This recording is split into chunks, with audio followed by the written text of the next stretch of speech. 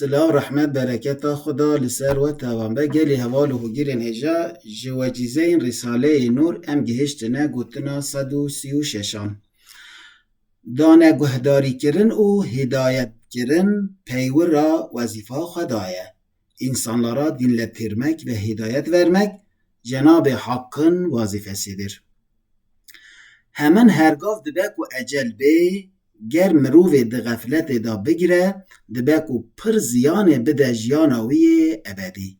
Madem her vakit ecel gelebilir, eğer insanı gaflet içinde yakalasa ebedi hayatına çok zarar verebilir.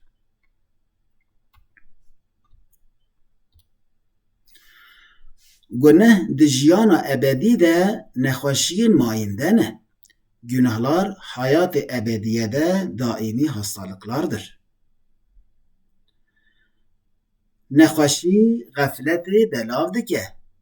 Ahiretê dide pûnijandin melheze kirin, mirinê dide bîranîn. Hastalık gafleti dağıtır, ahireti düşündürür, ölümü tahattür ettirir. Kêfxweşkirin û dilminîdayîna dilê nexweşan di hukmê sadakekî giring de ye. Hastaların kalbini hoşnut etmek, teselli vermek mühim bir sadaka hükmüne geçer. Emanetê Xweda bin, Xweda alîkarê we be.